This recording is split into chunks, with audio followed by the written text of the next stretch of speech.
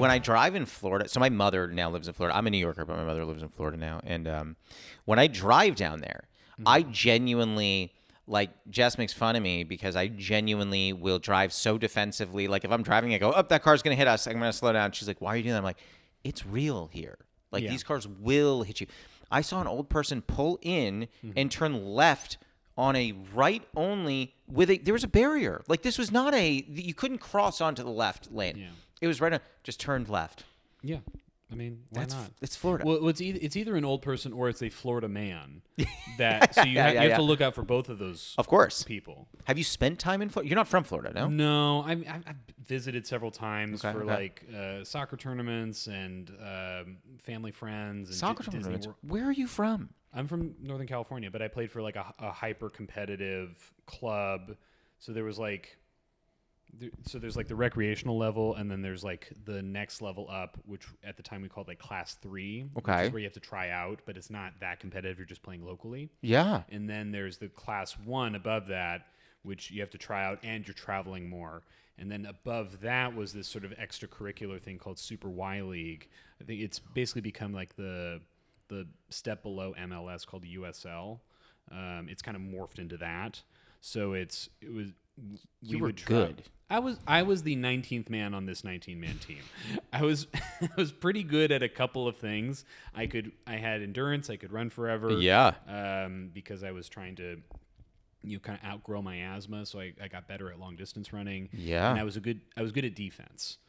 So the guy who was like the right forward or the center forward, the guy who like would wear gold shoes and bleach blonde hair, but it was short and he still had a headband. That asshole. I know exactly what you're talking about. I wish it were me. I marked him. Okay. On the field. So my goal was to make his life awful. Never get the ball, never get a shot off. And I couldn't run faster than him on a sprint, but I could keep up with him for the whole game. Yeah. So that was kind of my plan, my MO on the field. And I'm going to chase that down. Before I do want to get to the tea we're drinking today. Oh, yeah, totally. So the tea that we're drinking today is Bird and Blend's Cherry Bakewell. Yeah. Cheers to you, my good man. This is a white tea. It is subtle. I've had it. I love it. And it brews at 175 for 3 minutes. What did you think? I like it. I mean, it's not terribly bold, and which I think I'm appreciating for where we are in the day. Like, yeah. It's a little later in the day, and I usually want something bold to like kind of get me going. I'm more of like a English breakfast, green tea kind of person in the morning. I'm not fancy, and then I sometimes I find myself needing more and more caffeine as I get older. But like chai for the afternoon. So more black tea, yeah, okay, yeah. And I mean I don't know. I don't want to crash, and all the jobs that I do, I have to be like 100% on for. What are these? What are the jobs? Well, just for stand up, of course. You got to be 100% in. Yeah. I try not to have like I'm not taking like English breakfast at 7 p.m. before I go do a set. I can't. I'll be up all night, but I am sensitive to caffeine still. But I also tutor kids, and I talk about it in the special. But like I can't be half-assing, tutoring. So let me ask you that, because I've seen you do stand-up. Like I've known you for a fair bit now, and I think you're great, by the way. And by the way, I wanted to point out, if you go back and listen to the episodes, I don't say that to everybody. I just want to be clear about that. Let the record show. Yeah. Sometimes I do this. Josh is selective. Sometimes I go, obviously I've known you, I've seen you do stand-up, so talk to me about, and then I'll skip past that little section. Oh, wow. I know, I'm sly. But I was going to say, from my memory, and obviously I don't have your sets memorized, I don't think that you're a dirty comic. But as a result of being a tutor for sometimes middle school students, do you find yourself self-editing your material at all in case like parents find it, kids find it, anything like that? No. I mean, I'm not changing my stand-up just on the off chance that a student finds it, because students have found me on TikTok or Instagram, and sometimes they have like a handle that I can't tell who it is, but if I like were to like investigate the comment or the like or whatever, that indicates like, did that guy tutor me? Like, I had one comment that was like, and I was like, oh, that's that person I tutored 5 years ago or whatever. Yeah, and like they're in college and they're doing okay. Or Oh my gosh, that's kind of cool though. yeah, I mean, I don't investigate too much the epilogue of our time together, my students and me, because sometimes I have run into that parent of that student I used to tutor. Like one of the first students because I tutored when I was in high school. I volunteered every year to be a tutor because I was good at school. Okay. And I figured, Wish I'd known you. Let me help, because clearly I wasn't blind. I saw other students in my class struggling, but as a freshman, I kind of understood why people didn't take me up on it, because I think a lot of people would not want their pride would kind of not want them to solicit help from someone younger than them or someone their age. I could see that. Yeah, I buy that. Some people might find it embarrassing. And my high school was super competitive academically. Okay. Like were you in like Marin? No, I lived in Marin when I was in elementary school, and then we moved to the East Bay to this town called Piedmont. And I know Piedmont. My sister was teaching very close to Piedmont. Yeah, so the Piedmont schools, Piedmont's a small, wealthy town that used to be part of these villages that make up Oakland, but when Oakland became a city, Piedmont refused, and now Oakland completely surrounds Piedmont. Are you allowed to just refuse? Are you allowed to be like, oh, you guys are doing a city? I'm not in the mood today. Yeah, so we're just not doing it. I think in the early 1900s you could do that. Why can't we do that now? Okay, this sounds like it's off topic, and I swear I'm going to get back to what you were saying. I just want to mention this. So there are rules, okay? As we all know, there are laws, there are rules of cities, right? Right now we're in Venice, California. There are laws, there are rules, okay? Mm-hmm. Venice is part of Los Angeles. There are rules and laws. I said to a friend the other day, there's a car that keeps parking and very, very up on our where I have to pull out, so I can barely pull out, and it blocks the view of other cars. And I said to my friend, I was like, what if I hypothetically? By the way, this is being recorded, so I'm never going to do this. What if hypothetically? I matched the red paint that's painted on the curbs, and I painted some red paint right on that curb to get that car to move back so I can see everything. And my buddy says to me, he goes, you can't do that. There are rules to follow. And I was like, who's going to stop me? You know what I mean? Who's going to come and be like, did this man paint red paint? Yeah. I don't think so. Yeah, I mean, I think this is just part of growing up, is like how do we react to these things that kind of get built up around us, both socially and physically. And the hope is that we have like the tools that we didn't realize we needed to sort of like survive as adults. Like I'm very grateful now that I was born in the heart of a city. Okay, tell me more about that. Because I was born in San Francisco, and I grew up blocks from a hospital. So ambulances tore down our street when I was a toddler at all hours of the night and day. So I don't know how my parents handled it, but I learned how to sleep through anything. So when I'm out, I'm out. Motorcycle, marching band, axe murderer, fire hits the building. I'm sleeping through all of it. Now, have they all come at once before? Because if they're all there at the same time, I don't know if you'd sleep through that. Because the axe murderer plus the marching band. Yeah. I came at once, but like I don't. Yeah. That's because that's what I'm into. But like, sure, no, that's fine. Yeah, but as far as I know, like I remember a woman in a building I used to live in on the east side of LA.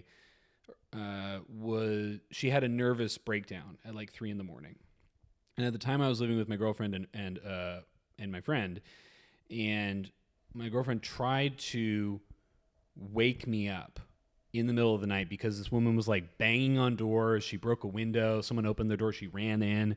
She was like removing her clothes. She was having a psychotic episode. Okay. And my girlfriend woke up. My roommate woke up, and they were trying to get me awake, and I did not stir. They like shook you. Shook me awake, or tried to shake me awake, and didn't happen.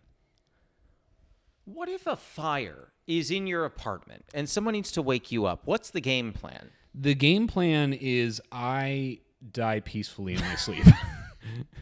I didn't see you going there. That is the game plan. Save yourself. Maybe take the cat, but you know what? I'll be dead. I won't care. Yeah, get out while you can. Yeah. But I'll be okay. I'll be fine. I'm so, like, I'm enjoying my life, and I have a beautiful life right now, but I am so ready to die. Are you okay? So this is now the third so person. I'm so okay with it. You were the third. Okay, in the past 10 episodes of this podcast that I've done, you were the third person to say that you are comfortable with death. Yeah. I am like blown away by this concept because I can sit here, and I'm going to be very honest with you. I can sit here and say that when my time comes, I am going to be able to be grateful for what I had, be grateful for who I loved, be grateful for those that loved me, and be ready to go. But I would be lying to your face if I didn't tell you that there is a small piece of me in the back that no one sees that I think is going to be so scared and lonely, even if I'm surrounded by people, and confounded by what I'm about to experience, that I don't know that I would be able to face that. No, it's a tough prospect. And I think for me, what's helped is just I've had a lot of like near-death experiences. And so throughout my life, and I've had, illnesses and injuries that could have gone a lot worse had things been, a smidge different. Yeah. And I also like seeking certain thrills, like adrenaline rushes. And Sure. I was very adventurous as a kid, and I broke a lot of bones early. And Get him out of the way. Yeah, no, I like really like 3 before I was 11, like quick. And so I think I've learned some cool limits about what my body can and can't do. I'm continuing to learn about the limits of my body, and the limits are only growing. Mm-hmm. So like physically, I mean, I'll do what I can to maintain, but it is only going to get worse. Mm-hmm. And so, I mean, I've lived a really nice, charmed existence, being raised by people who love me and getting to, have great academic opportunities as well as career opportunities, and getting to do this really lovely career that we have, this wonderful job that we have, and getting to do it in a really nice place for all of LA's faults. It's a pretty nice place to do it all. I like it here. Yeah, it grows on me every day. But I also realize that if it ended tomorrow, and I try to remind myself this, if it ended tomorrow, I got to be okay with how it went. I don't want to get morbid, but I mean, like, if you were to be told tomorrow that you have 24 hours to live and then you're just going to die peacefully, do you think you'd be able to accept that and just be like, okay, this was inevitable, it is happening now, and I can accept this? I think I can. I mean, I think it would happen faster now than it would if I was a little bit younger. Sure. Had certain other things not happened. Like I had like a really horrible injury about 5 years ago where I really had to sit in. I was laid up for several weeks, and I was really fighting the fact that I was laid up. And I basically, without being too graphic, I had a severe laceration to my leg. This was a skiing accident, wasn't it? Yeah. We talked about this. Yeah, I was doing a road gig in Tahoe. The Improv had a road gig where you do like a Wednesday through Sunday. There was levity up there. Yeah, yeah. It was a Tahoe Improv, and you'd perform for these people who could probably take or leave you for the most part. You try to win them over, and I was hosting, and the headliner offered to take me skiing. He offered to take the middle act, but he said he politely declined, and maybe wisely. Yeah. And I was doing fine. I hadn't been skiing in a little while, but I knew the mechanics of it. So on some runs, how it kind of banks up on the sides, and there's trees, and you could conceivably go up that embankment around a single tree and add a little zhuzh. Yeah, it's not a tree run, but you could add a little fun in the mix. Right. Yeah. So I had done that earlier in the day, and it went fine. So I was feeling myself a bit. Yeah. And so I tried to do it again, and what happened was I couldn't see what was up there. And what was up there was a series of rocks and jagged logs. And I tried to ski over them, and I couldn't. And so the log that I fell on kind of tore through everything, and I learned some anatomy. I learned where our femoral artery is. It's on the inside, and I messed up the outside, which is apparently just cold cuts. Okay, so because if you hit the femoral, that's the game. Yeah, you bleed out. Yeah. But you hit the outside. Yeah. Holy crap. Okay. So the headliner, I'll shout her out, Sarah Tiana. She's incredible. I'm sorry. This was Sarah? Yeah. She asked, "Are you all right?" And I said, "No," because in Kill Bill when like they'll swipe there's like this fight scene where they like swipe a sword and then you see like the streak of blood. Yes. And then the person falls. It was like that.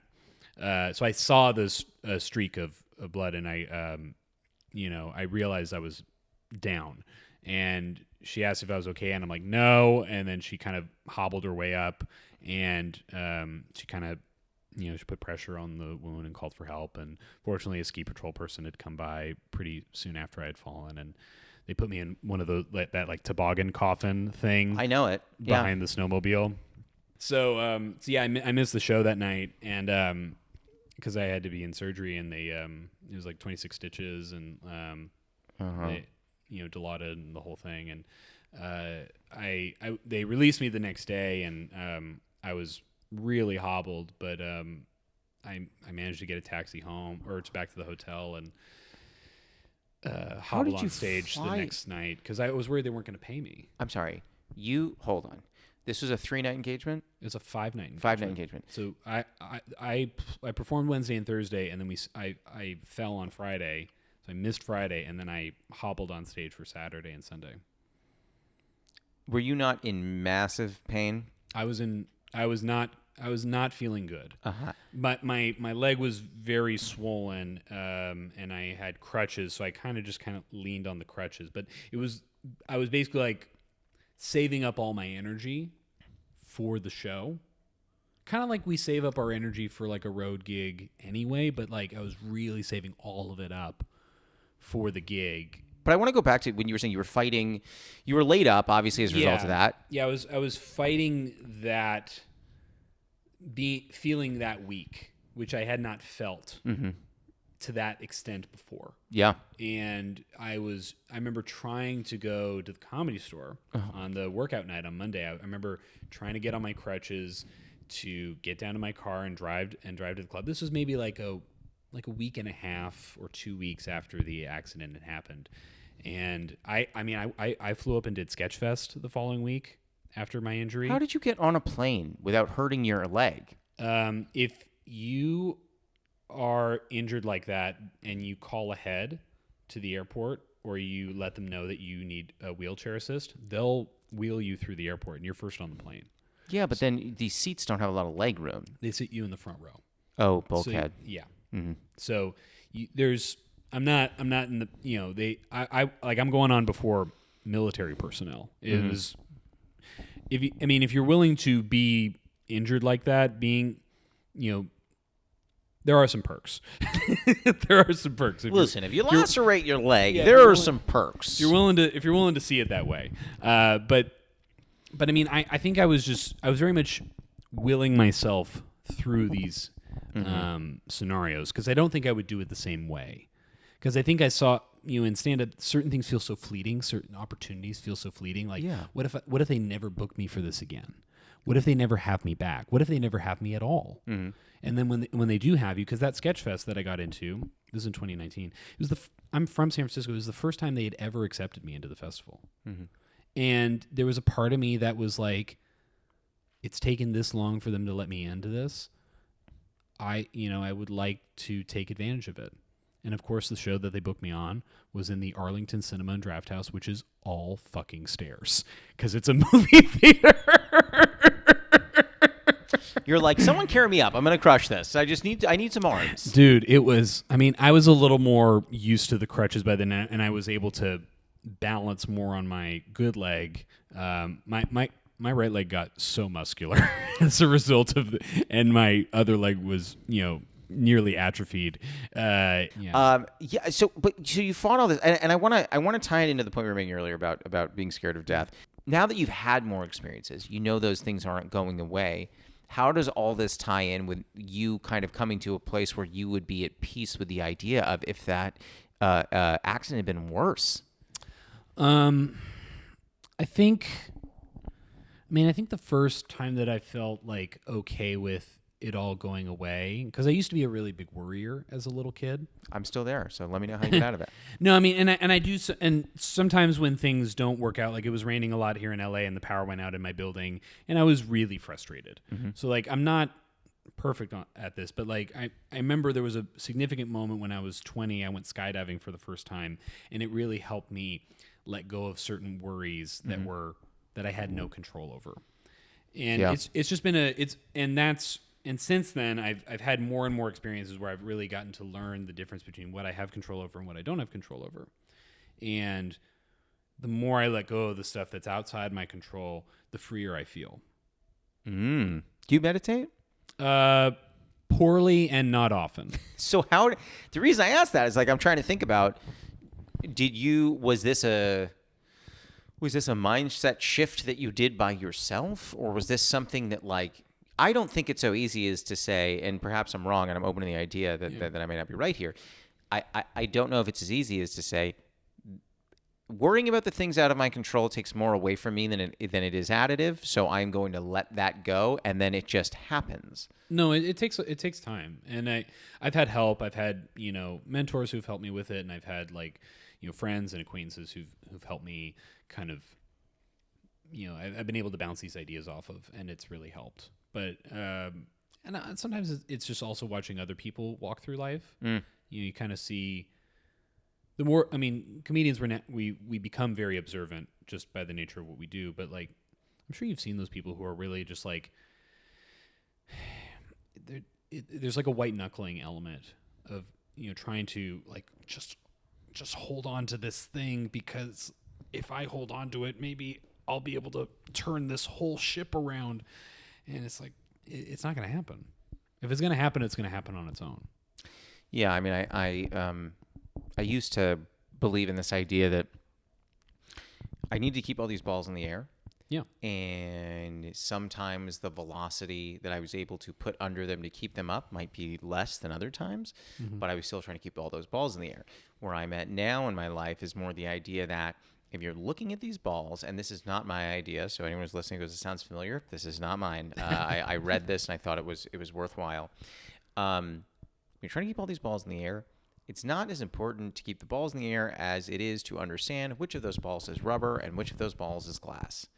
Okay. My relationship with my fiance, that ball is glass. That is important. That is not something that I'm going to let drop. Okay? Like that's where I am with that. My health is a ball that I'm trying not to let drop. You drop those things chip. Right. Whereas stand-up, for example, okay, I was asked to do a show that for a variety of reasons, including me feeling a little sick, I turned down. It was a show I really wanted to do. I had not gotten that offer before. I turned it down. It was important for me to understand in that moment that ball is rubber. That is not glass. Nothing chips. Nothing breaks away from me. My life is not in shambles because I didn't do this. Yeah. That is a rubber ball that is going to. I may drop it. It's going to bounce back. Yeah, it might even be like a squeaky ball. It's like, and yeah, exactly. Yeah. Exactly. It's or listen, I have 2 cats. Maybe they'll just swat it away. I don't know, but yeah, oh my God, for those that are listening, Stuart just did. I can't explain it. It's the thing the cats do with balls. It's the Will Ferrell SNL audition where he's doing the cat imitation. He's got the kind of the ball in between his paws. Yeah, and then they made it into a sketch, and I think it was with Vince Vaughn, and he's like, no, that's good. That's good. He likes that one, so that's good. We're gonna sell that. I want to keep talking about this, but I know we have to get to the first segment. Are you ready for the Newly Friend game? Sure. So it's the Newly Friend game. It's like the Newlywed game, but we're friends. The way this is going to work is I'm going to ask you a question. You're going to write down your answer. Okay. Don't say it out loud. Got it. And we're going to flip our boards and see if we both got it right, and then we'll do the same or different question for me. I was reading on your website, I told you that earlier, and saw something that made me really happy, which was at your first, I think it was your first show, you met Robin Williams. It was, the first paid show I ever did, I met Robin Williams. So given that, Robin Williams is one of the people I admire most in comedy and just career in general. Yeah. So my question for you, and again, don't say it out loud, write it down. What is your favorite Robin Williams movie? My favorite. Your favorite. So we're doing this for you first. So what is your favorite? So don't say it, write it down. Okay. And this is tough because I want to say of all actors, I think he's got a really, really great selection you could choose from here. Yeah. There's a lot of options. I'll be honest. I don't think this movie holds up. Okay. Now. Okay. Should I show? Yeah. Let's flip the board on 3. You ready? 1, 2, 3. Flip. Okay. So we both said Mrs. Doubtfire. Yeah. How funny. Points. Love it. Love it. Does it? I'm going to be honest. So I loved this movie, but I haven't seen it in a while. Does it not hold up? I don't think it holds up in the like. I think if you were to try, some people say like if you were to try to make it today, I don't know if it would fly because I think there is like the element of like cross dressing. Mm-hmm. I feel like our understanding of the nature of like why people cross dress from a cultural standpoint and from like a personal expression standpoint and from a delineating between like cross dressing, drag, and actually being transgender, that conversation has evolved so much that I don't think it would be approached in the same way. I know it's a stage show now, and there's it's the point of it is like he just wants to be close to his kids, and I think they do react. Sally Field and Pierce Brosnan react kind of justifiably, like this is fucked up. It was a drive-by fruiting. Yeah. Yeah. But just, there's the initial moment where because he's a voice actor. Yeah. And I think the most improbable thing about this movie is he's a voice actor in San Francisco. He's making this very niche career well outside of where you well, it's not where you need to be, but where it is. He's trying to be Mel Blanc by the Bay. Like it's a really tough sell. It's hard to be Mel Blanc from anywhere, but let alone the Bay. Having worked in this industry to this degree now, and so I think that's the part that feels the least I love that. In a movie that has so many complicated elements to it, your biggest concern is that he's trying to be a voiceover in an expensive city. Yeah. I use Mrs. Doubtfire as a reference a lot because people will sometimes ask me, can I call you Stu? And I always say, I will always introduce myself as Stuart because I don't see myself as a Stu. Sure. Because when I think of Stu, I think of Pierce Brosnan's character, whose name is Stu. Wow. And I'm like, I'm not that. No. I'm not Mr. Steal Your Girl in the 90s. Stu. That's Stu. I think he's Mr. Steal Your Girl right now. Pierce Brosnan? Yeah, of course. To this day. Yeah. Okay, let's do this one for me, and then we can keep things moving. Great. Same question for me. What is my favorite Robin Williams movie? Your favorite Robin Williams? Yeah, this is gonna be tough because you don't know exactly where my movie tastes go, but you know what? You've gotten to know me a little bit in this conversation. I'm gonna say you might get this. Okay. All right, you ready to flip your board on 3? 1, 2, 3, flip. Oh! Let me tell you something. Good Will Hunting is in my top 5 of all time, but I wrote down Dead Poets Society. Yes. I mean, it's like we see, the two serious Robin Williams movies are the ones that we picked. I remember it was pouring rain, and that's the end of the game. You can put your board down. It was pouring rain. I was born and raised in New York, and it was pouring rain out, and no one wants to leave in the rain. My friends, but none of my friends were going out. I think I was in middle school or maybe a freshman in high school. I don't know. Mm-hmm. And I was like, fine. And this is going to date me. I understand the story. It's not going to make me seem young. But that wasn't what I was hoping. Well, I haven't even gotten there yet. You'll see why in a second. Okay. I was like, what should I do? And my parents were like, I don't know. Watch a movie. Keep yourself occupied. And I was like, okay. So I was like, let me go look through the VHS tapes that they have. And that's where the dating comes in. Sure. So I go and I look and I see something called Dead Poets Society, and I don't really like it's some a nondescript picture of a boarding school on the cover. There is like a jacket to the. I think so. I may be making up that memory, but I believe there was. Because I feel like we're pretty close in age. Yeah. I'm 33, almost 34. I'm 37. Yeah, okay, yeah. So we grew up in a similar time where like I feel like a lot of people's homes that I grew up with, at least, there were a lot of VHS tapes, and a lot of them were just kind of naked. So ours were mostly without casing. Yeah, and a lot of them were either recorded over, they were something else, and now they're another thing.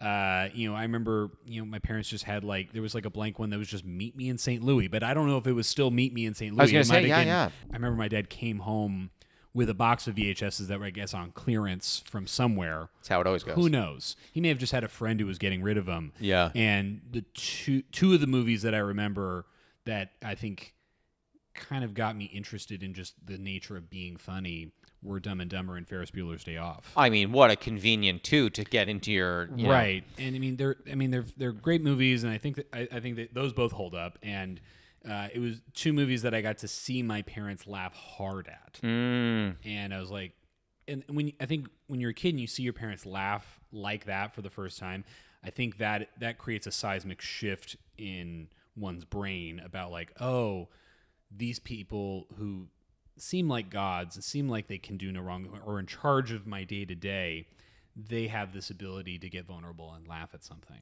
And so you wanted to be the person who could also bring that out of them. I mean, I just got fascinated by like just what made people laugh. Yeah. And it made me fascinated with what made me laugh. And I learned very clearly how different my sense of humor was from my parents. Like we bonded on those two movies, but like on most other things we were in completely different directions. In what sense? Well, just like the media that we consumed. I mean, it's just a generational difference. Like, I mean, I gravitated towards really odd cartoons like Ren and Stimpy, and sure. I remember, and my brain was just not developed. You know, mine still isn't. You should get that checked. From what I've heard. But I remember.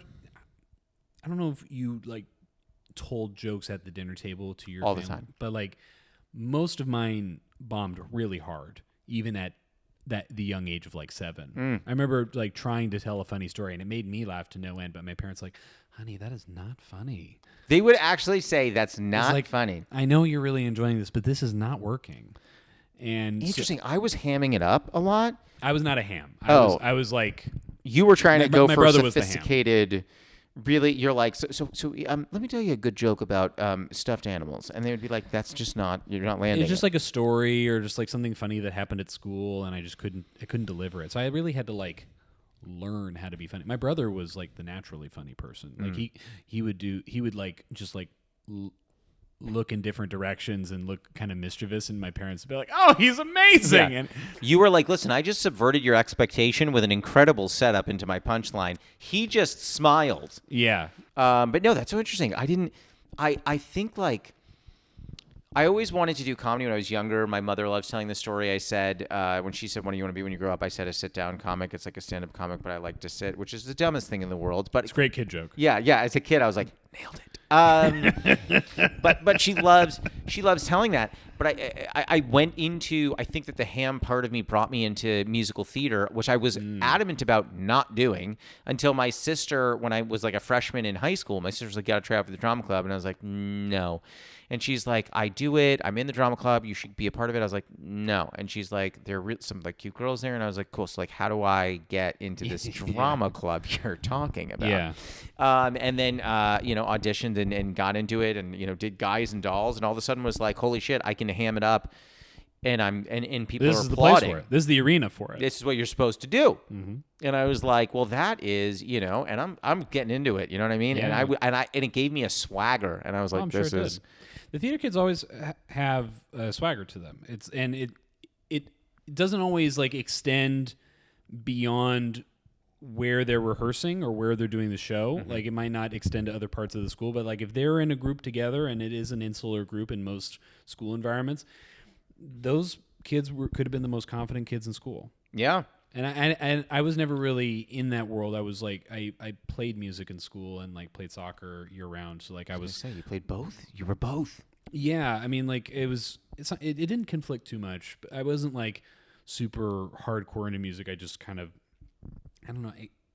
The family discussions around like committing to things were always like very like, you got to commit to a thing. We're not doing a bunch of different horseshit activities. Like, Your parents sound tough, dude. I mean, they're really nice people, but they are tough. But I think it's very funny that this is what we're talking about, because I didn't, this was all very organic, but it makes me think about, the name of your special is Conditional Love. We're talking about the way that your parents interacted, saying like, hey, like, don't horseshit this, or like, hey, we're going to be candid with you. Like, this isn't funny. What you're doing right now isn't funny. Yeah. I'm sure there was things that I did that did make them laugh. Oh, I'm sure you had a hit rate, but you remember the bombs. I still do. More. Yeah. I I don't think my parents' love is conditional. By the No, way. I Make sure that's and I super was not clear. trying to imply that. Yeah. But I guess what I was trying to say with all of that is that I think that it is interesting that you are exploring this idea. I haven't had a chance to see the special yet, but I think that you are exploring this idea of conditional love, like, and it does run through a lot of the things we've talked about. Yeah, and I mean, I think a lot more relationships would maybe benefit from recognizing that there are certain conditions. Sure. We see these, movies and TV shows that are geared towards around marriage and, building a family, and like this idea of like, do you promise to love this person unconditionally is usually kind of how the vows play out. And, I think if you do find that person where you're able to do that, then I think that's great. But I think, I don't know if every relationship is like that. And I think if two people are able to agree on certain conditions, then I think having that level of honesty could benefit certain relationships. Is that where within your special did the idea for that title come from? It's the last story on the special, Okay. so like I don't want to give too much away. No, but, and you shouldn't. But it is involving something that happened growing up with my family, and it involves like a very specific feeling that I have, and it's kind of centers around birthdays. So I'm not giving it away, but like I kind of I let people know that I'm not a big fan of my birthday. So wow, we're on opposite sides. Okay, you are not a big birthday person. No, I don't celebrate my birthday terribly well, and I'm not, like I said, I'm not a terribly extroverted person. So the idea of like cultivating like a party experience, like I can organize like a dinner with like 3 friends and my girlfriend. Yeah. That's fine. Yeah. But like, we're going to keep it chill. I don't want people singing happy birthday.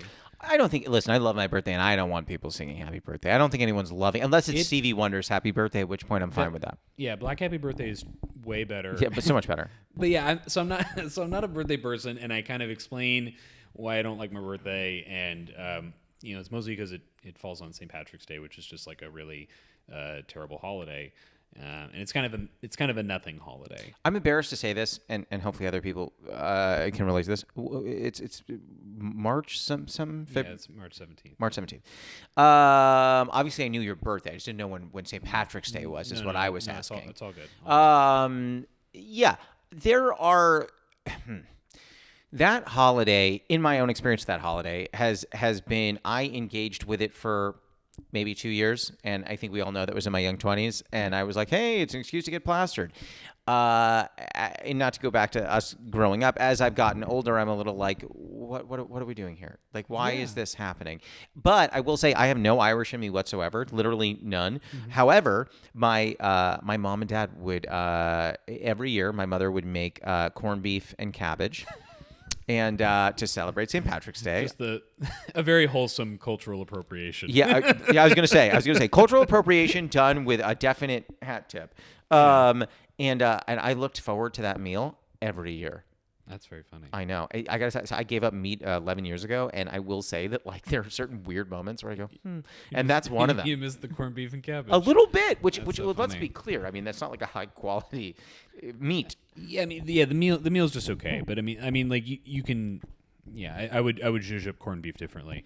I do love that you've said zhuzh twice on this podcast, and I love that word. So the fact that you've said it has really like sparked joy in me. Thank you. Yeah, I mean, I grew up with the original Queer Eye, and that's where it came from. Good. At least for me, that was. I love that. You're like OG Queer Eye. Don't give me that new stuff. No, it's the crass jokes, poor video quality. Good. The worse the better. Just trying to get some dudes to stop wearing, jeans with flip flops. That was the goal in the early 2000s. You were just trying to get people to wear fewer pairs of cargo shorts. And I remember that was another time I remember hearing my parents laugh really hard, but not quite getting it, because I remember like the gay crew had just entered this. I'm sorry. So they're the gay crew. The Fab Five. The Fab Five. Yes.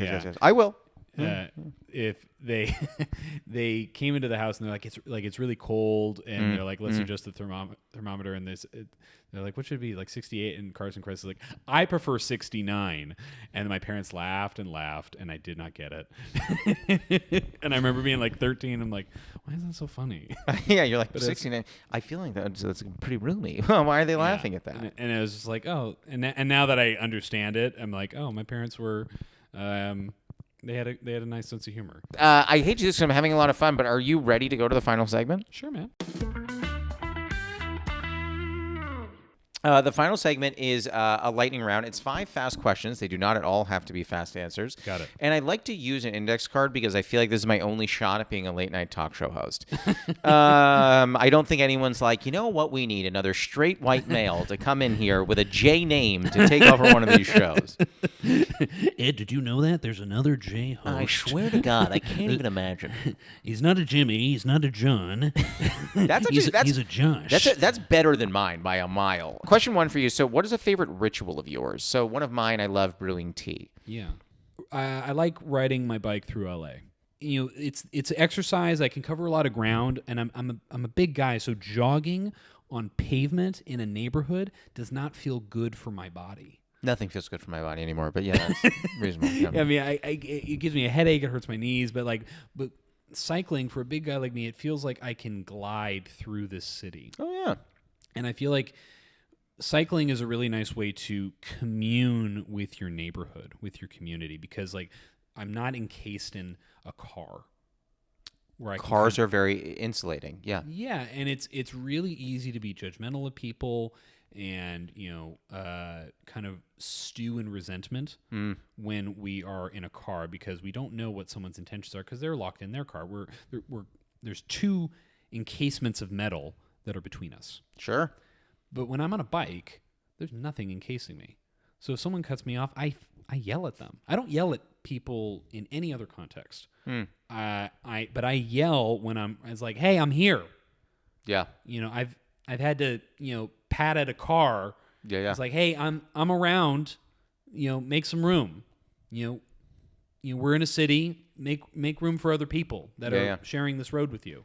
And, fortunately, I ride in places where there's a lot of bike lanes, but I ride up, I moved to the west side now, so I'm a little closer to the ocean. Oh, I didn't know you're on the west side. Just moved very recently. Oh. I'm not quite where you are, but I'm in the general area, and I was able to, but I can ride out to PCH now. Lovely. Yeah, lovely over there. And, one day I had just a couple hours to get some ride time in before I had to do some other stuff, and I was able to ride up PCH for about 15 miles and 15 miles back, and it's I can cover a lot of ground. I feel like I get I can build up my stamina and my wind, and I get to see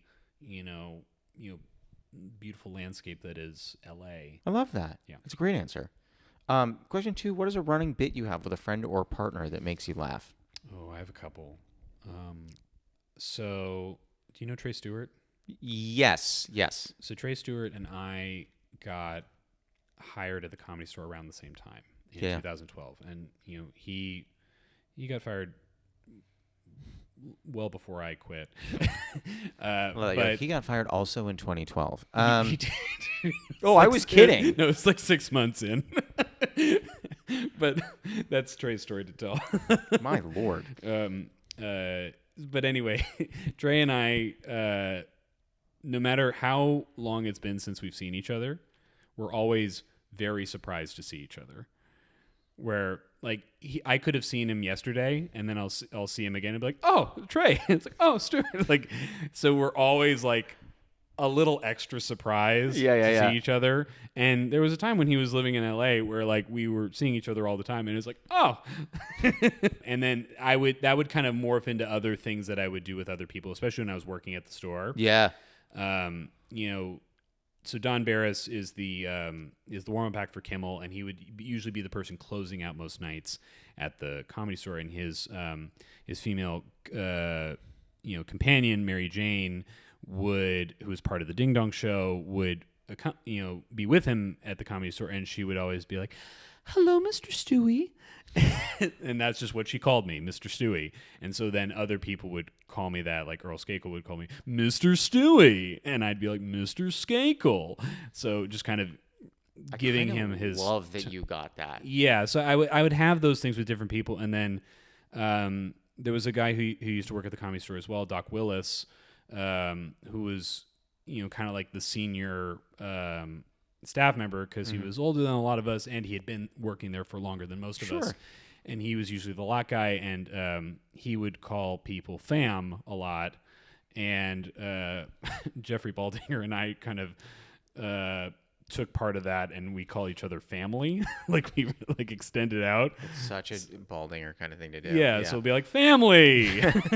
It's not fam, it's family. Oh my lord! And we've known each other long enough that he is family. Oh no, I love Baldinger. Yeah, sweet guy. Last time I saw him, I ran into him in December, and I actually kind of had an Trey kind of moment with him. Question 3: what is a controversial opinion that you have? Controversial opinion that I have? I don't know. There's certain laws that I just don't think really matter. Okay, hit me. Like I don't think speed limits matter. I love that opinion. Yeah, I don't. I think if you're not, they told us when we learned how to drive that driving is a privilege. Mm-hmm. Well, if you can't handle that, and all these speed limits, they're designed so that like you're driving slower than you probably could drive, but like I need to be places. I thought you were going to come to some real philosophical point. You go, I just need to be places. I am, there. That saying, like, it's about the journey, not the destination. That is a load of horseshit. I agree. I like being, we have to travel so much for our work, and I have to travel. I have to hit the road tomorrow. Yeah. Yeah. And, anytime I have to travel somewhere, the transit part is the worst part of the journey. The being in a place I love being in different places, but the minute they invent teleportation, I am ditching my car, I am ditching planes. Sign me up. I do not like. I don't care if it leads to some weird kind of cancer that I developed. Kind of the way we didn't realize smoking was bad. They were like, we'll realize that teleportation is bad. Oh, I can already tell you it's probably quite bad when they invent it. Yeah. If we only have like 5 teleportations in us before we get like this weird form of riddled with cancer. Yeah. Yeah, just like full face cancer, like whatever. Yeah. I'll take it. Yeah. If it means I get to like travel to some places that I would not be able to go to otherwise because the journey's too long. I think if we had 5 teleportations in us, I'm the person who would spend hours just being like, okay, but like I could teleport there, but like maybe I shouldn't, but I kind of want, I don't know. Whereas I think there are other people in this world who, if we all just get 5, somebody like, I got really hungry. It was about 2 a.m. and I didn't really want to walk to 7-Eleven, so I just used one of them. I still have 4. They were late to work. Yeah, exactly. I think there are people in this world who are using a teleportation on something so ridiculous. They're literally just like, I didn't want to walk home. There were 3 more blocks to go. I had a lot to drink. I just teleported back. Question 4: have you ever experienced imposter syndrome? And if so, is there one particular moment that really sticks with you? I guess the closest thing to imposter syndrome on like a regular basis is like I don't think I've ever had like a click in comedy. You know how like comedy can get very clicky? Do I know? I've lived it. I mean, some people are less aware of these things, and so you seem pretty aware and pretty, clued into these things. But sure. When I started doing comedy, I was 10 years younger than most of the people that were also starting at the same time as me in San Francisco. I was 18 and most of them were 28. Yeah. So I did not have a lot in common with these people, and I was balancing school. So I was not around often because I still kind of gave a shit about school. And there was no option for me to just kind of like fail out of school. It was not like that would not have gone over well with any of the people that were around me.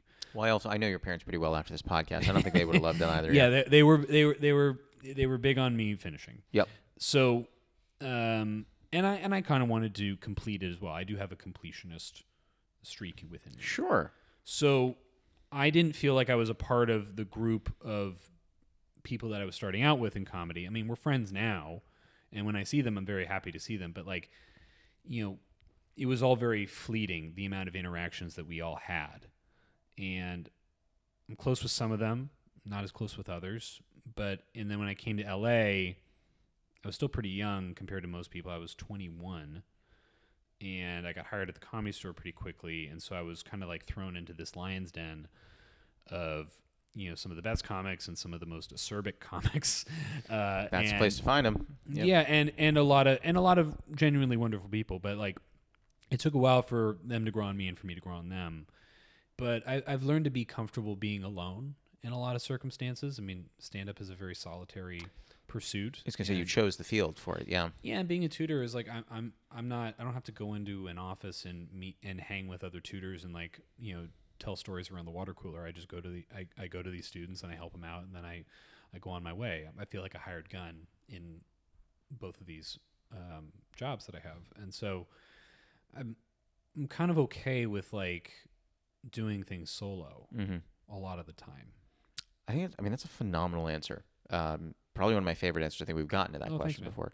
I hate to say this is our final question because I really enjoy this, but I'm really excited for this question for you because the question is often, I had to change it. It was originally what's your favorite tea, but then I had to say what's your favorite tea or comfort because a lot of people don't drink tea. But I know you are a tea drinker, so I'm excited to ask you this. What is your favorite tea? Shoot. I mean, it's hard to say. I mean, like there's go-tos for me. Like, yeah, I think English breakfast is kind of like the constant go-to for me. It's classic for a reason. But there's a loose leaf tea shop that is not too far from where you and I live, and usually when people ask me for what to get me for a gift and I don't know them that well, I will, or I'm just starting to get to know them, I'll usually just say loose leaf tea. Because like that's a thing that requires a little bit of searching. But like it's specific enough where like you can go to like probably one place in a town and that's where it is. Yeah. Out of curiosity, if you like them, shout them out. What is the loose leaf place? I think it's called Buena Vida. Oh, I've been in Buena Vida. I was there about a month ago. Yeah. Yeah, they do a nice job. I love and they have nice services like if you go there in person. That's what I did. Yeah, and they do like an afternoon tea kind of thing with the tea cakes and they do a very nice job. And they but yeah, my girlfriend's mom was very kind to get some teas that I had not tried before. And when you asked me like what tea I'd like to have, and this is different from the one that she got me, but she got me this white tea. Yeah, it's like this jasmine silver needle kind of thing. I love silver needle. Yeah, yeah. It's very nice, and it's not something I thought I would like, but I find it very enjoyable. And there's another one that they make. It's more of just like for the caffeine element, but it is tasty, and it's also called gunpowder. Oh, I love gunpowder tea. I think gunpowder is amazing. It's like it feels like the most manly version of tea that you can have. You need to butch up tea. That's what you needed. Yeah, it's like if Black Rifle Coffee tried to make a tea. Correct. They would call it gunpowder, but they can't because it's already in existence. And who would have thought? Yeah. This was amazing. That's the pod. How do you feel? I feel good, man. I'm glad. It's nice to get to talk to you and get to know some of your interests, and I feel like we're remarkably similar. Even I mean, the sweaters aside, I like that we wore different colors for continuity purposes. That's what we do here. Yeah. As soon as you walked in, I go, I'd wear what he's wearing. But like I feel like we're more similar than I had even already assumed. I felt the exact same way. Yeah. Well, listen, you're genuinely welcome back anytime. And because you're on the west side, if you ever want to come over for tea, just text me. I would love that, man. Thank you. Awesome. Thank you. That was Stuart Thompson. You can find him at Stuart B. Thompson on Instagram, TikTok, and YouTube. You can find his new special, Conditional Love, on his YouTube page. This episode was produced by Dylan Rosenthal. It was edited by Martin Alvarez. Our theme song and additional music are by Oliver Hymack. Our cover art was done by Neil Fraser with photography by Matt Mazisco.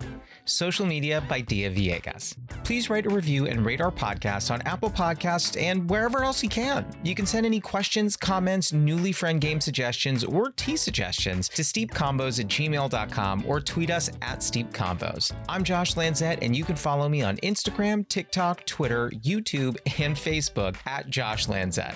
We'll be back next week, so until then, happy steeping. I'm worried about my balance, where I get like caught up in something and just fall over. Yeah, I mean that could happen. Surely it hasn't here. This guy? No. Yes.